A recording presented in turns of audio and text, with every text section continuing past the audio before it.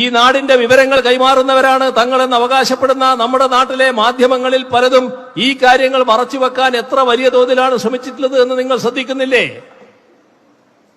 അതാണ് നമ്മുടെ നാടിന്റെ വികസന വിരുദ്ധതയുടെ യഥാർത്ഥ ചിത്രം. വികസന വിരുദ്ധർ ഈ നാട് തകരണം എന്നാഗ്രഹിച്ചുകൊണ്ട് നിലപാടെടുക്കുന്നവർ അതിന്റെ ഭാഗമായി വസ്തുതകൾ മറച്ചുവെക്കുകയാണ്. രാഷ്ട്രീയമായി അകൽച്ചയുണ്ടാകാം, രാഷ്ട്രീയ വിരോധമുണ്ടാകാം. ആ രാഷ്ട്രീയ വിരോധത്തിന്റെ മേലെ നാടിനെ തകർക്കുന്ന നടപടികൾ സ്വീകരിക്കാമോ? നിർഭാഗ്യവശാൽ അതാണ് ഇവിടെ ഉണ്ടായത്. 50,000 കോടിയല്ല, 62,000 കോടി രൂപയുടെ പദ്ധതികളാണ് ഈ കേരളത്തിൽ കിഫ്ബി മുഖേന ഏറ്റെടുത്തത്. ഇന്നത് 90,000 കോടിയാണ്. ഇതാണ് കേരളത്തിന്റെ അവസ്ഥ.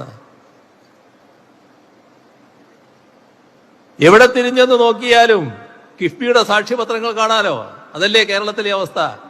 അവിടെ റോഡ്, അവിടെ പാലം, അവിടെ മേൽപ്പാലം, അവിടെ ഫ്ലൈ ഓവർ, അവിടെ സ്കൂള് കെട്ടിടം, അവിടെ ആശുപത്രി വികസനം, മറ്റൊട്ടേറെ വികസന പദ്ധതികൾ. നാം ഏറ്റെടുക്കേണ്ടി വരുന്ന ബാധ്യത നാഷണൽ ഹൈവേയുടെ വികസനത്തിന് വേണ്ടി ഭൂമി ഏറ്റെടുക്കാൻ 25